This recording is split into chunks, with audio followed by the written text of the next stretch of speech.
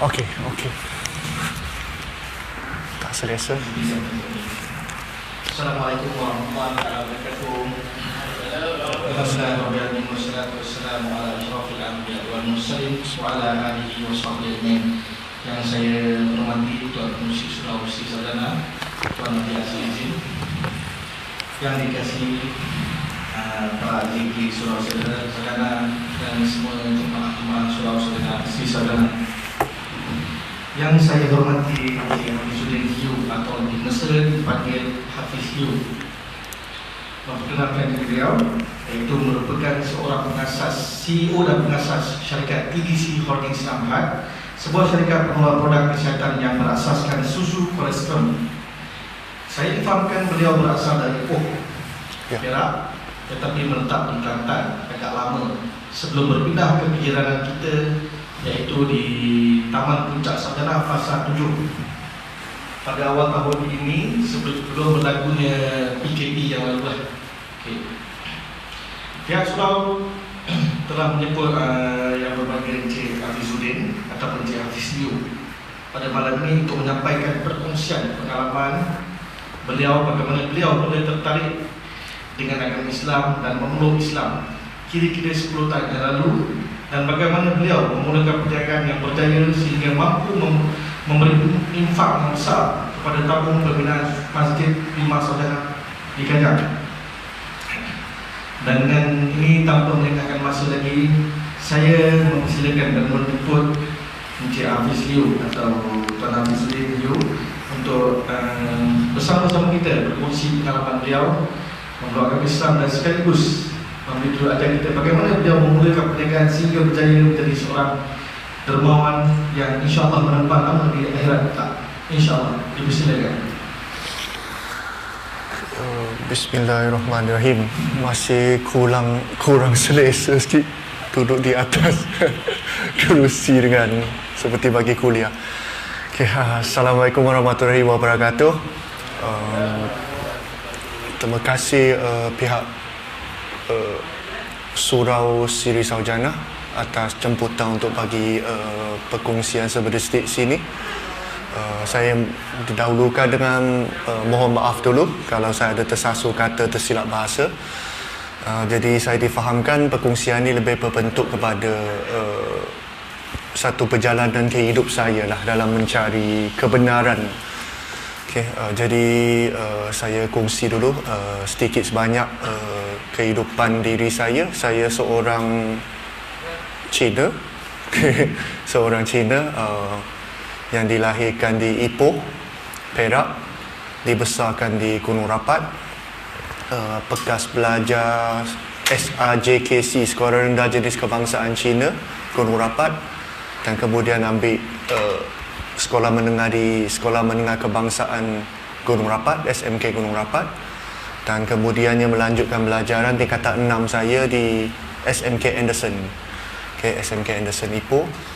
Dan selepas itu saya melanjutkan belajaran saya di Sarjana Muda di Universiti Malaysia Kelantan. Sebab itu saya berpindah ke Kelantan, negeri Kelantan.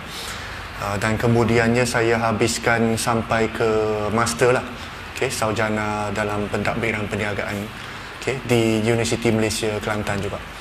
Jadi di sedikit lah dari segi akademi saya. Dan perjalanan saya mencari satu kebenaran tu bermula semasa saya sekolah menengah sebenarnya. Jadi saya dibesarkan dalam keadaan keluarga saya memang nama je agama Buddha, tapi sebenarnya tidak beragama lah boleh katakan. Tetapi macam mana pun kedua orang nenek saya, iaitu nenek sebelah ibu dan juga nenek sebelah ayah saya, mereka dua-dua adalah sangat kuat pegangan dari segi agama Buddha. Jadi saya sekolah rendah di masa di SRJKC, saya dihantarkan oleh ibu saya atas permintaan nenek saya sebenarnya ke kelas agama Buddha. Sebab sekolah rendah jenis Chinese, dia ada kurikulum yang memasukkan kelas belajar agama Buddha. Dia ada Sami Buddha yang akan mengajar. Jadi saya ikut banyak tahun juga. Tapi saya pergi pun sebab atas dasar mak paksa lah sebenarnya. Jadi pergi pun banyak tidur daripada dengar pun. Jadi selama ni memang sejak masa itulah saya memang tidak percaya tentang apa-apa kewujudan Tuhan. Dan saya sebab diasuhkan dengan ibu bapa yang pun tidak terlalu kuat dari segi agama, jadi kita lebih banyak bergerak diri kita sebagai etis dan percaya pada diri sendiri sajalah. Dan saya tak tahu pun dan tak teringin pun nak mencari tentang wujudnya Tuhan ke tidak. Sehinggalah semasa saya tingkatan 4, semasa saya di SMK Gunung Rapat, masa itulah yang tiba-tiba terbuka hatinya, ayah saya dan mak saya membawa saya pergi ke gereja. Semasa di gereja, saya tertarik dengan ucapan-ucapan ataupun perkongsian daripada ahli-ahli gereja dan juga pastor lah semasa itu. Dan baru saya sedar wujudnya sebenarnya ada pencipta kepada kita. Dan masa itu kali pertama saya dengar tentang wujudnya sang pencipta sejujurnya. Sebelum ini memang kalau budak kan semua benda boleh jadi Tuhan, termasuk batu, pokok kan, kucing kan. Jadi tiba-tiba didedarkan dengan konsep tauhid lah, walaupun tidak begitu tepat kalau ikut orang Islam. Tetapi masa itulah betul-betul saya didedarkan dengan konsep ketuhanan. Dan konsep juga ada suara daripada sang pencipta yang diturunkan, yang berbentuk wahyu, untuk membimbing manusia ke arah kebaikan di dunia dan akhirat. Dan masa itu saya menjadi sangat peminat. Dan situlah permulanya perjalanan saya untuk mencari satu kebenaran, adakah Tuhan itu wujud, siapakah itu Tuhan. Dan saya jadi sangat fanatik, serius, sebab kali pertama tahu tentang apa itu Tuhan. Jadi saya belajar dengan Bible bersungguh-sungguh. Bible tu masih simpan lagi, saya bawa, masih simpan di rumah. Hampir setiap muka surat saya ada tanda. Saya belajar dan saya mengkaji betul-betul. Saya pergi bertanya, berguru dengan pastor-pastor, merata-rata ikut kursus apa, dan sangat aktif di gereja. Dan memang ada juga jawatan lah, macam sini kan ada AJK surau apa kan, di gereja ada AJK dia. Saya sangat aktif dan Christianity, dia orang Kristian sangat menekankan, terutamanya masa zaman saya. Saya tak tahu sekarang perkembangan mereka, tapi saya rasa masih sama. Mereka sangat menekankan berdakwah menggunakan muzik. Jadi untuk golongan muda memang mereka melatih kita untuk memainkan alat muzik seperti gitar, piano, drum, macam-macam alat muzik, sebab kita nak mendakwah dengan lagu-lagu yang berkonsepkan tauhid Christianity. Dan benda itu bahasa zaman saya sangat perluasa lah. Saya rasa sampai hari ini pun masih sama. Jadi ada banyak lagu yang sangat moden, sangat energetic, sangat pop, sangat K-pop macam sekarang, dengan joget-jogetnya, dengan lagunya. Dan saya pun belajar. Saya belajar gitar di situ sebenarnya. Saya belajar gitar, piano dan drum di situ. Dan kita berasa sangat bangga lah sebab kita boleh berdakwah. Malah saya secara tak langsung terlibat secara langsung pun terlibat dengan dakwah untuk orang asli, masuk ke kampung-kampung orang asli. Kita bawa galas kita aja dengan organ. Jadi kita main lagu, orang asli kan suka nyanyi lagu semua kan. Jadi kita banyak berdakwah melalui situ. Dan malah sampai di Universiti Malaysia Kelantan, semasa saya ambil degree, saya pun masih ada memberikan sharing dan mengajar sebenarnya di gereja di tepan KBMO. Kalau bagi siapa yang ada daripada negeri Kelantan, di depan tu ada satu KBMO, depan tu ada satu Methodist Church. Itu antara tempat-tempat saya selalu memberikan sharing lah, sebab saya sangat fanatik belajar semua tu. Tapi macam mana pun, semasa saya tingkatan 6, saya berkenal dengan seorang kawan Melayu, kawan lelaki Melayu, sebab kita selalu main bola keranjang. Dan masa itu dia nampak saya dengan fanatiknya belajar tentang Bible.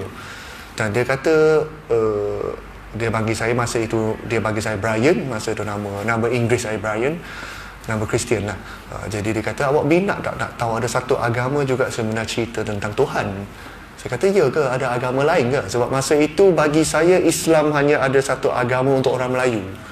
Jadi saya tak ada belajar sangat. Jadi tiba-tiba dia bagi saya terjemahan Quran. So kata, ini kan agama Melayu. Saya kata tak, ini agama untuk semua, dia kata. Macam Kristian juga, dia kata. Jadi dia berikan saya satu Quran terjemahan. di bawah Yusuf Ali, bahasa Inggeris. Dan dia suruh saya ada masa bagilah baca. Jadi saya pun yalah, saya pun baca sebab dia dalam bahasa Inggeris. Kalau dia bagi bahasa Melayu mungkin saya menolak awal lagi.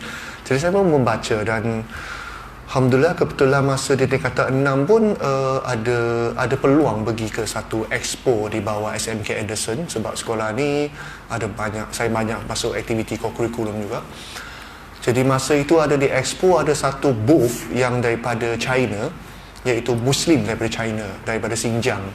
Jadi mereka ada terjemahan Quran dalam bahasa Mandarin.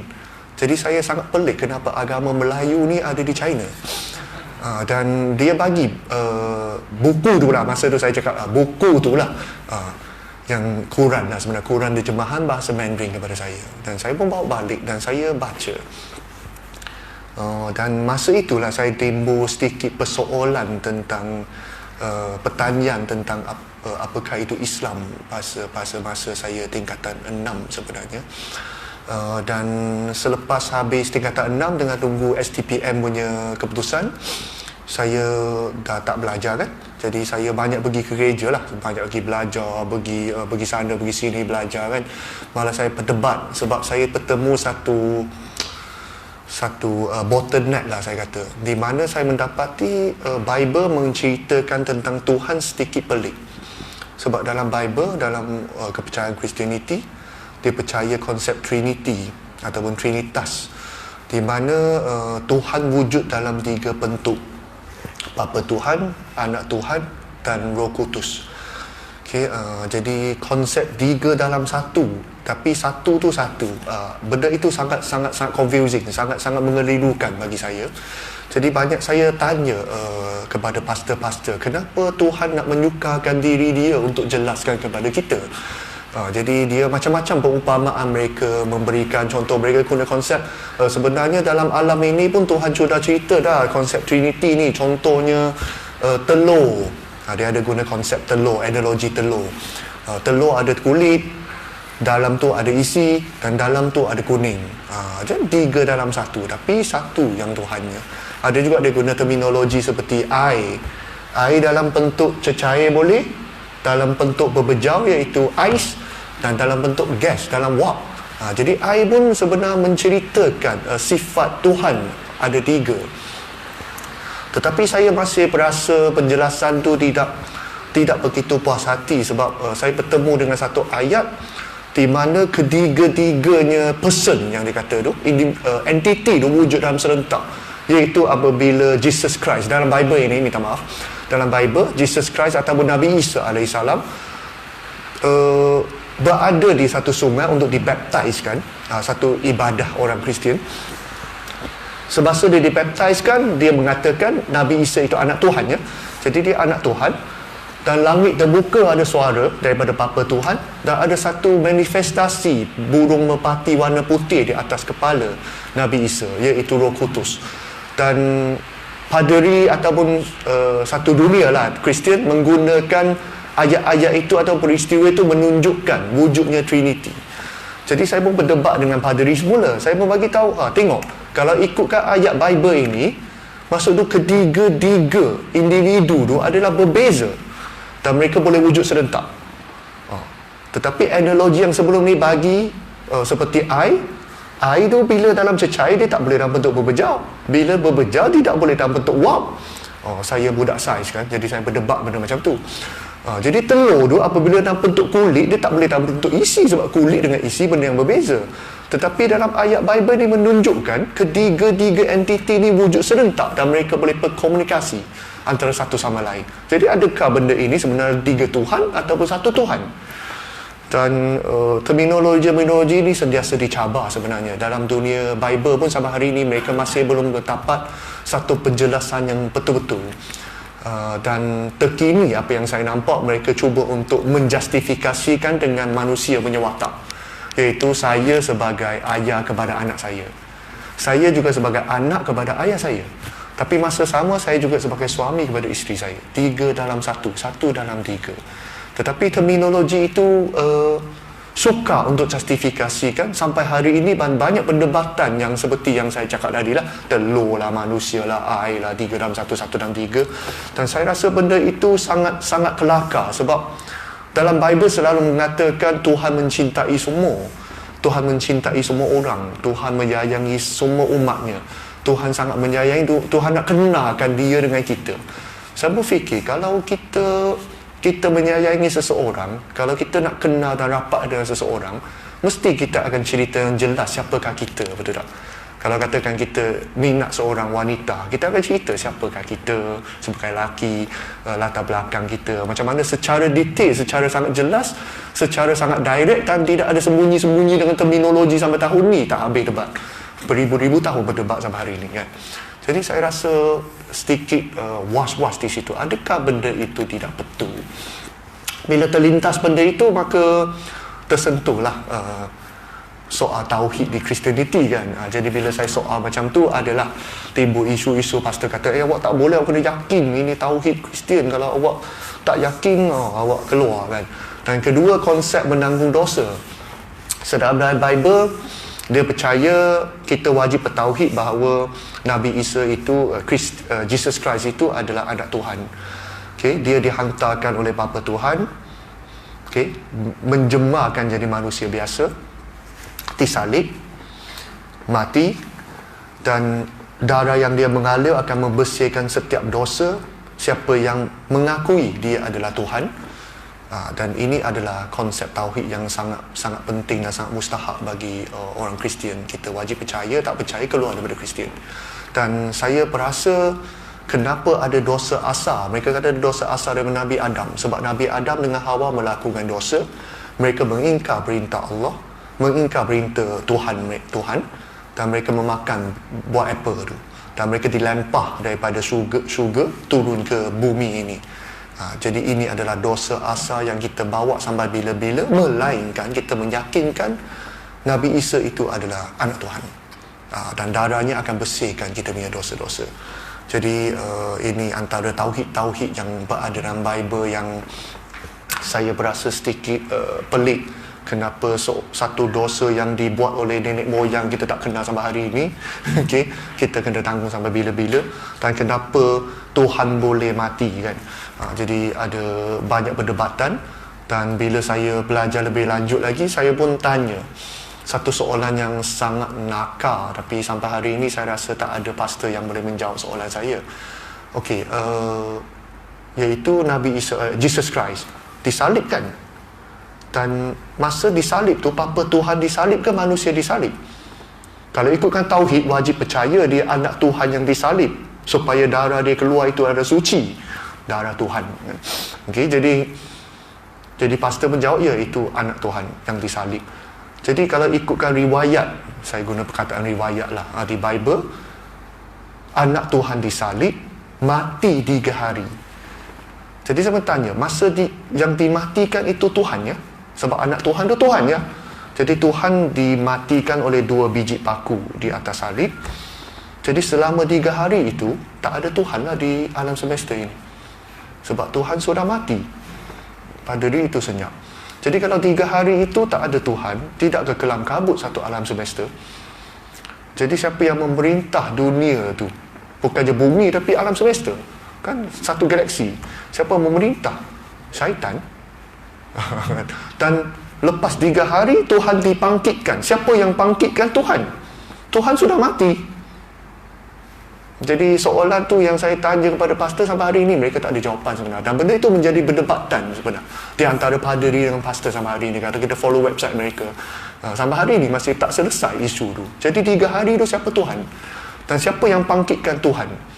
Okay. Jadi ini antara benda-benda tauhid lah yang diberdebatkan dengan begitu hebat sekali. Dan Alhamdulillah, masa saya dapatkan terjemahan Quran bahasa Mandarin, bahasa Inggeris, saya baca berulang kali. Sebab saya nampak sangat pelik Bible berbanding dengan Quran. Bible dia seperti cerita, pada satu hari si fulan pergi sini, jumpa si fulan bercakap. Dia macam cerita. Dalam Bible seperti satu cerita yang dicampurkan dengan wahyu Tuhan, wahyu Allah. Okay? Nabi Isa bersabda, itu adalah wahyu Allah. Tapi Nabi Isa pergi makan nasi, dia cerita semua. Tapi dalam Quran, saya berasa hanya satu percakapan. Bagi saya lah, masa itu saya baca, dia hanya satu berulang-ulang satu percakapan, yang di mana kadang-kadang Tuhan bercakap dengan Muhammad, Tuhan bercakap dengan umat Islam dia, umat pengikut dia. Dia macam satu firman lah, kalau sekarang saya faham dia bukan firman Allah. Tapi dalam masa itu saya fikir dia macam satu percakapan. Tuhan bercakap dengan manusia dan bercakap dengan seorang namanya Muhammad. Dan lepas tu saya tahulah itu adalah Nabi Muhammad. Jadi dia guna perkataan katakanlah wahai Muhammad, semua saya. Dia pelik sebab saya baca terjemahan, saya tak baca bahasa Arab, saya tak faham bahasa Arab pun. Jadi sehingga saya henti di satu surah yang kemudian saya kenal, itu adalah surah Al-Ikhlas. Di situ menceritakan tentang sifat Tuhan. Saya baca banyak kali sebenarnya surah itu. Walaupun surah itu sangat pendek, saya baca berulang kali, berbanyak kali, seperti memberikan satu jawapan saya yang saya muskil tentang Trinity, muskil dengan 3 hari itu siapa yang menjaga bumi. Semua benda itu ada jawapan di situ, di mana dia mengatakan Tuhan tidak boleh dibandingkan dengan siapa-siapa. Tak boleh guna terminologi telur, air, manusia. Tak ada benda yang boleh terminologikan ataupun analogikan. Sebab Tuhan itu sesuatu zat yang memang lain daripada yang lain. Dan kita tidak boleh buat perbandingan sebab tak ada benda yang boleh banding. Kalau kita kata Tuhan itu ada mata, itu sudah tak betul. Jadi benda itu sangat jelas dan kita tak boleh sekutukan, kita tak boleh nak samakan dengan siapa-siapa. Dia tidak beranakkan siapa dan dia juga tidak menjadi bapa kepada siapa atau beranak kepada siapa. Dan benda itu seperti menjawab satu soalan yang saya selama ini tersimpu di hati. Dan lepas tu saya ambil keputusan, okey macam ni, seperti boleh tengok ini buku yang pelik ini, saya kata, sebab buku ni tak ada cerita, buku ni banyak percakapan pencipta kepada orang kan. Dan pun lebih lanjut lagi, dan kemudian di masa di universiti, alhamdulillah Allah hantar saya ke negeri Kelantan. Seperti mungkin ada ramai yang sedia maklum, negeri Kelantan ya serami Mekah. Okay, banyak ustaz, banyak ustazah. Okay, orang-orang di Kelantan pun selalu utamakan masjid semua kan. Jadi saya cuba untuk cari jawapan lagi, dan saya baru ditemui dengan satu benda yang namanya hadis. Okay. Ada hadis, rupanya hadis tu apa yang Muhammad buat, kata. Okay, jadi saya pun lanjutkan baca tentang hadis. Dan susah nak cari hadis sebab tak banyak orang ada simpan buku hadis. Jadi banyaklah saya mula belajar. Saya belajar selama 2 tahun sebenarnya. Semasa sebanyak universiti saya, masa yang sama pun saya berdebat dengan paderi, berdebat dengan pastor, berdebat dengan ustaz dalam universiti. Ada beberapa ustaz antara orang-orang yang suka berdebat lah. Saya suka belajar, saya suka membaca. Dan akhirnya pada tahun ketiga semasa mengambil degree, saya membuat satu keputusan yang agak penting dalam hidup saya. Saya pergi jumpa dengan kaunselor, saya pergi jumpa dengan ustaz. Saya kata saya rasa dah tiba masa lah saya untuk mendaftarkan diri saya sebagai seorang Muslim.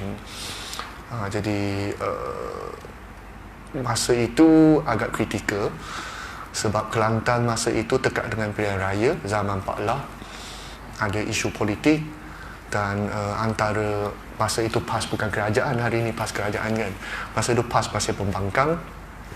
Dan situasi saya nak mendaftar melalui universiti ni sangat sensitif sebab UMK menteri mentor dia ada Datuk Pa, dan masa yang sama di bawah kerajaan PAS.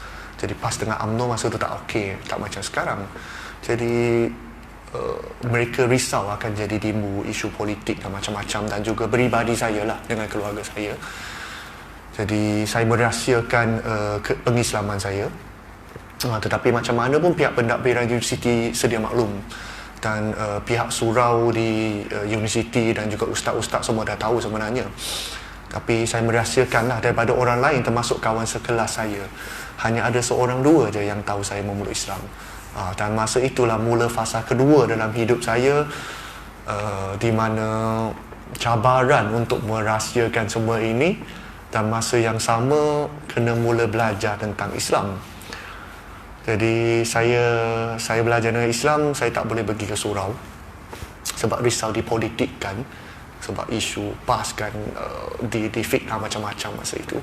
Dan jadi saya belajar, dan tak ada tempat yang tersembunyi untuk saya belajar Islam. Dan last sekali pihak asrama, pihak pentadbiran asrama mengalokasikan satu tempat, iaitu sebenarnya bilik store untuk saya belajar, dan hantar salah seorang pengerusi surau, iaitu juga mahasiswa lah, sama batch dengan saya, seorang yang sebaya, lebih kurang sebaya dengan saya.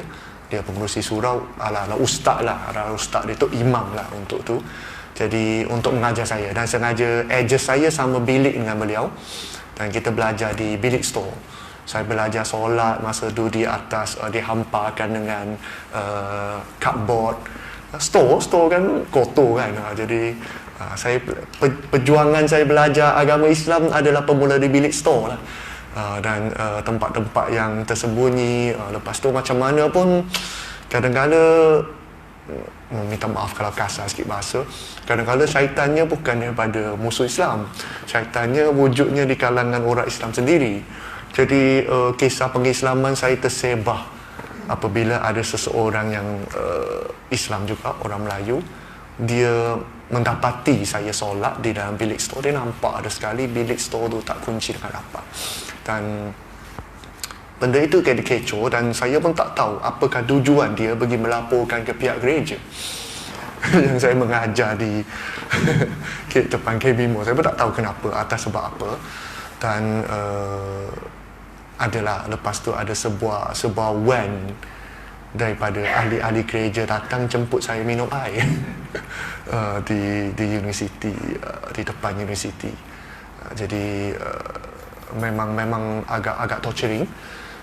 Tapi macam mana pun Allah pemudahkan, sebab dia pun tanya soalan, dia nak mengesahkan tauhid saya.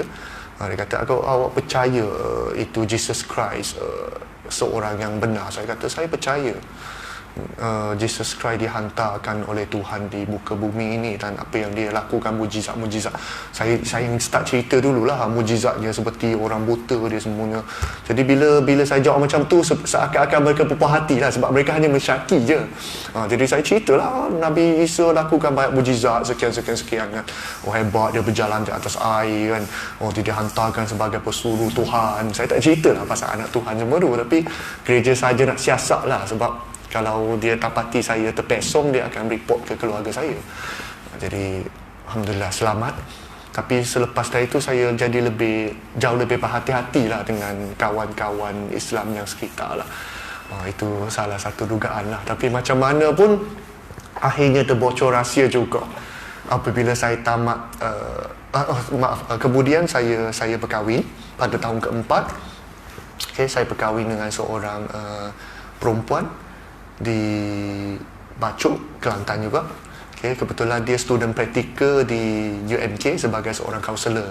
Jadi sebab dia bahagian kaunseling, mereka banyak tahu tentang saya, dan beliau tahulah tentang saya. Jadi kemudian kita ambil keputusan untuk angkat nikah, dan semua benda itu terbocor rahsianya apabila surat saya convocation tu sampai ke rumah.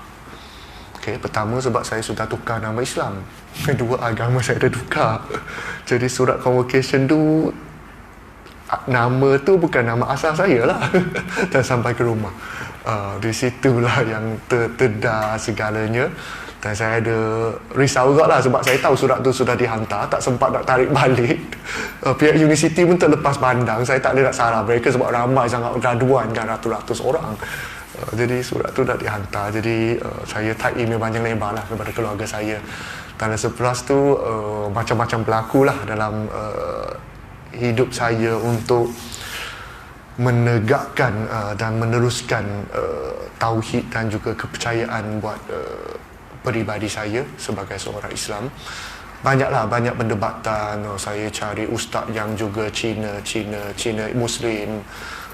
macam-macam lah perdebatan, penjelasan, adakah awak masuk Islam sebab awak dah besarkan perut wanita ini, macam-macam spekulasi dari keluarga saya. Adakah sebab awak terpaksa memeluk Islam sebab awak dah melahirkan anak sebelum kahwin kan, macam-macam lah. Memang penuh dengan macam-macam dugaan.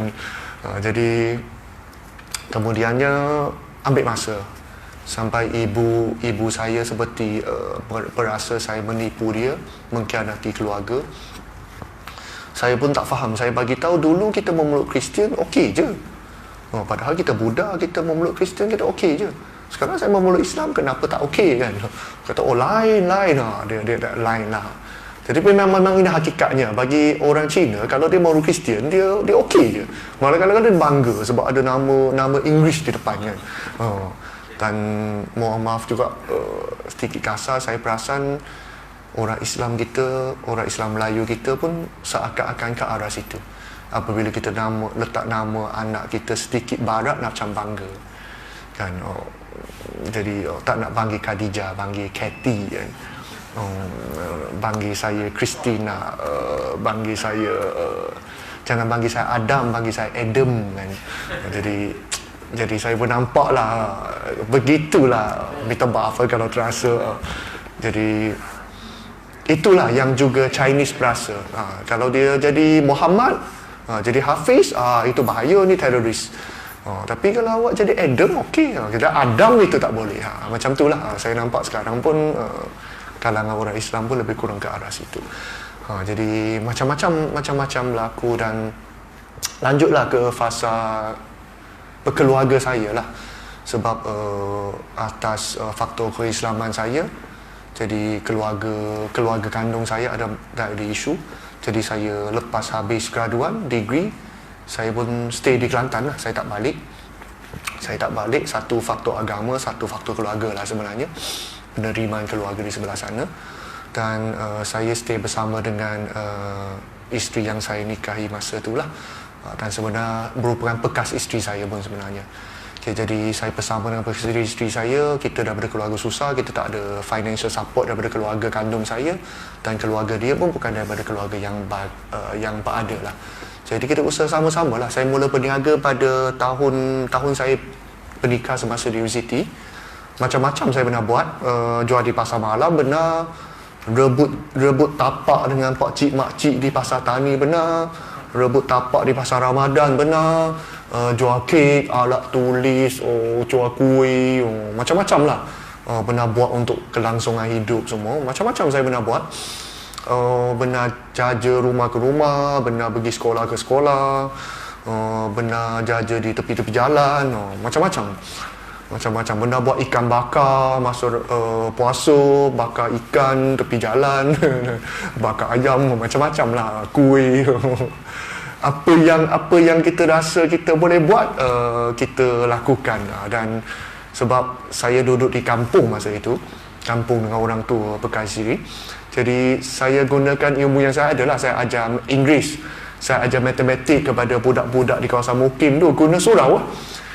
Dengan guna surau hari biasa yang tak ada solat, hujung minggu, saya buat tuition lah, ambil RM20 satu orang budak, ajar bahasa Inggeris, ajar matematik. Sebab saya okey lah, bahasa Inggeris saya okey pada orang kampung kan, bahasa matematik kan. Jadi macam-macam benda kita lakukan bersama. Dan ini fasa kedua lah dalam hidup saya. Dan Alhamdulillah, Allah masih menjaga dan Allah memberikan rezeki. Sebab salah satu benda saya nak bukti kepada keluarga saya adalah mereka mengata, awak memeluk Islam sama dengan masuk Islam, masuk Melayu. Melayu tu miskin. Jadi awak masuk Islam, tunggulah jadi miskin. Jadi saya nak membuktikan bahawa itu adalah satu fikiran yang salah. Jadi saya ada alasan yang sangat kuat. Saya kena usaha gila-gila dan macam-macam kita buat, dan akhirnya Alhamdulillah berjaya. Saya dengan bekas isteri saya berjaya membuka satu kedai pencetakan pakaian dan sulaman. Sulam baju untuk supply piala-piala ke sekolah. Jadi masa itu Alhamdulillah pada saya umur 25-26, kita berjaya mencapai jualan 1 juta pertama pada setahun. Kita berjaya buat sales, dan masa tu saya bangga gila lah sebab saya nak buktikan kepada keluarga. Saya sengaja siapkan itu financial report, laporan kewangan, semua tu saya hantar ke keluarga saya, hantar ke mak saya, tengok saya boleh. Dan sepanjang tu lah saya pun tak henti balik rumah sebenarnya di Ipoh untuk minta mak saya terima mesej kepada adik-beradik semua. Jadi ansur-ansur mereka mula boleh terima. Mereka mula boleh terima, dan hidup kita pun semakin rapat, semakin bagus, dan mak ayah semakin boleh terima lah. Daripada saya kena sembunyi-sembunyi solat, bila mula boleh balik ke Ipoh, saya boleh solat depan mereka. Mereka pun faham saya kena pergi solat Jumaat. Lama-lama mereka pun faham cara makanan, masakan, benda-benda tu. Ansur-ansur mereka mula faham, mereka mula terima, dan perniagaan kita pun semakin bagus. Dan masa itu kita ditimbakan, ini fasa ketiga dalam hidup saya, kita ditimbakan satu dugaan. Itu sebab saya sangat terkesan apabila ada orang selalu kongsi dugaan yang besar bukan semasa kita miskin. Dugaan lagi besar akan berlaku semasa kita mula senang. Dan kita mengalami dugaan itu. Saya bersama dengan bekas isteri saya. Masa miskin hubungan kita sangat bagus, tapi semasa mula senang segalanya mula berubah. Saya terpaksa mengaku saya seorang suami yang kurang bagus, dan juga seorang ayah yang agak gagal sebenarnya. Saya tak berjaya membimbing diri saya sendiri dan juga dia untuk sama-sama dalam Islam. Jadi akhirnya terpaksa melakukan keputusan yang agak pedih lah, iaitu terlakunya penceraian. Dan saya ceraikan dia dengan baik. Dan saya masih sangat menghargai jasa dia sebagai ibu di orang anak-anak saya. Saya bersama dia ada 3 orang anak-anak, 3 anak-anak bersama dengan dia. Dan masih sampai hari ini masih saya mengirimkan wang kepada mereka. Tetapi itulah sebab saya nampak kesenangan tu berlaku adalah satu dugaan cukup besar.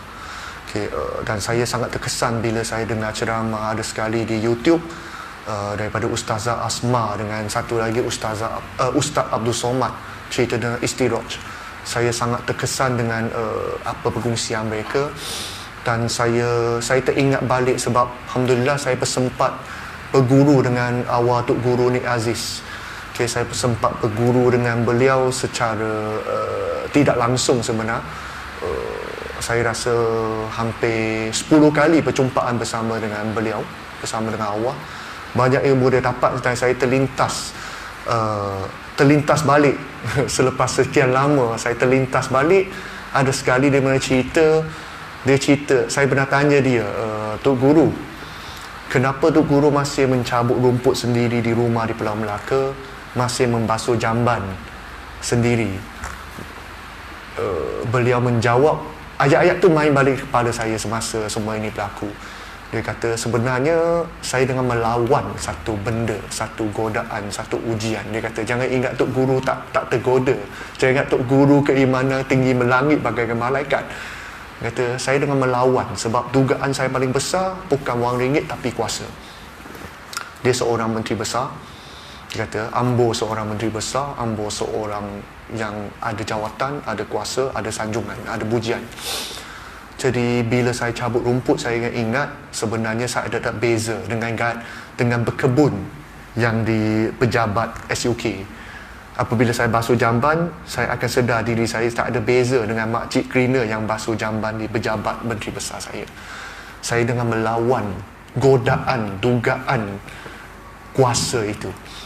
Dan cara paling senang nak melawan adalah dengan mencabutkan benda itu keluar dan meletakkan kita diri sehina-hina sampai boleh membasuh jamban. Jadi sebenarnya saya basuh jamban bukan sebab apa, tapi sebab untuk mengingatkan diri saya untuk jangan dipengaruhi dengan kuasa. Apabila saya ingat balik perkara itu, jadi saya mengambil satu keputusan seperti apa yang Tuan Pengerusi kata tadi. Dugaan yang paling besar pada hidup saya adalah kewangan. Sebab itu saya bertekad selepas itu saya akan infakkan sebanyak mungkin wang keluar supaya saya sedar bahawasanya saya tidak mahu dikawalkan wang itu lagi, dan saya boleh mengawalkan wang dan juga harta benda. Sebenarnya benda itu tidak boleh mengawal saya. Jadi ini adalah satu perjuangan peribadi saya sebenarnya. untuk teruskan menginfak, teruskan sedekah, bukan sangat untuk mendapatkan pujian ataupun bukan nak show off sangat, tapi sebenarnya ada satu perjuangan diri saya dengan nafsu nafsu dan godaan ini, yang di mana itu juga yang dilakukan oleh Awadud Guru Aziz, dan ayat dia, beliau, nasihat beliau masih main di kepala saya. Dan ini adalah fasa barulah dalam hidup saya. Alhamdulillah saya pun sudah berkahwin sebenarnya, berkahwin semula atas nasihat mak saya, berilah peluang untuk anda sendiri. Okay, dan Alhamdulillah mak pun sangat baik dengan isteri saya sekarang, dan baru ada lahir seorang anak, umur baru 42 hari lebih kurang. Jadi masih dalam fasa untuk memperbaikikan diri dari segi agama, keimanan, akhlak, dan macam-macam. Jadi inilah sedikit sebanyak perkongsian buat peribadi saya. Azam pun berkumandang jadi saya rasa patut serah pada majlis pengurusi balik. Saya minta maaf kalau ada terkasar bahasa, dan mohon doa semua orang agar saya tetap istiqomah dan mati dalam Islam. Ya, terima kasih banyak. Assalamualaikum warahmatullahi wabarakatuh.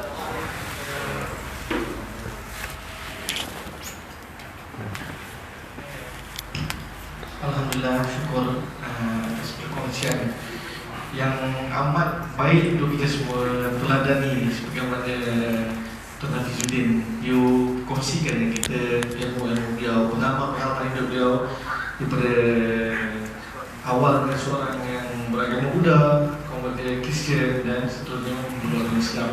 Syukur, dan semoga perkongsian ini akan dapat lagi menjadikan kita seorang umat Islam yang lebih baik.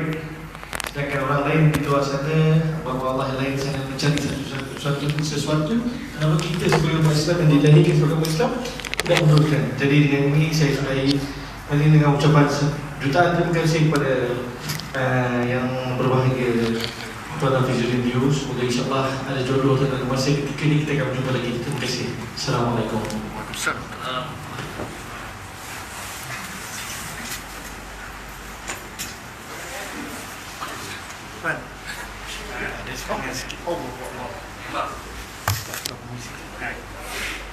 Yang baru live.